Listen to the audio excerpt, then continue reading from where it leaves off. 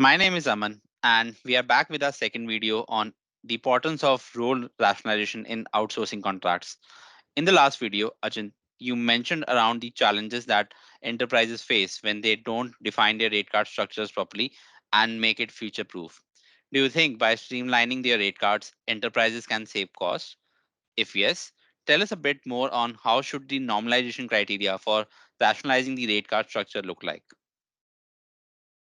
Okay, so thanks, Aman.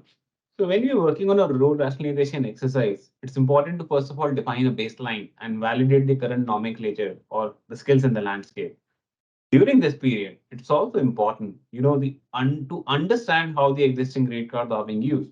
So once the baseline is created, a rigorous normalization or rigorous role rationalization exercise needs to be conducted. In the first step, you need to align the job families and agree to the industry standards. The existing job families may align to the norms to start with, but typically as Everest Ruby typically highlight where there are the opportunities for consolidation or break up into further sub families, right? This way, the technology skill classification views also defined simultaneously so that the two talk to each other. In the second step, the hierarchy levels are defined for each job family into distinct roles. For example, developer, senior developer, tech lead, these are the different kind of hierarchy levels which are defined for those job families.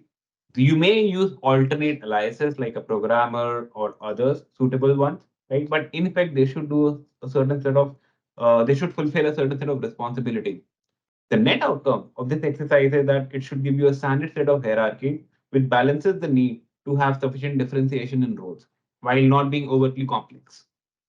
In the last step, one needs to define the role description in detail, right? This could cover the description, including the job description, the expectation, the role responsibilities, the education levels, the years of experience, any certification that may be required from that role.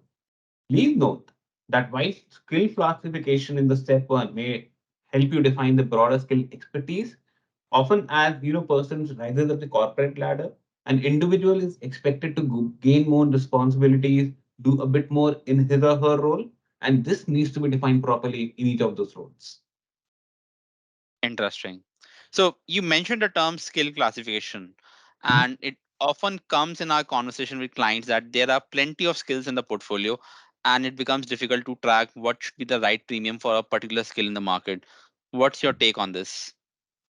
Absolutely, it's one of the pain points for our clients, right? And it's very important given the fact that the skill landscape is changing so far. So what we are saying is that it's important to define the right skill tiering, which can help you in paying for the right price for a skill.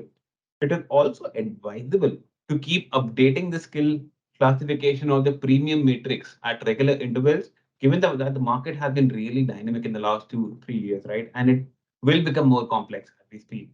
Now, at Everest Group, we typically advise, are trying to follow a 3 tier or 4 skill tier, depending on their technology mix, depending on how comfortable they are managing their rate cards and the granularity that comes with it. The advantage of defining and refreshing those skill lists is that it can help the enterprise gauge the pricing trend across those different skills and also give them a directional guidance on how the demand and supply may be looking like, right? Even though there may be slight deviation in terms of the pricing and demand and supply, but mostly it's highly correlated. Thank you, Achin. Thank you for joining us today and sharing your experience and insights. This has been quite interesting. Thank you.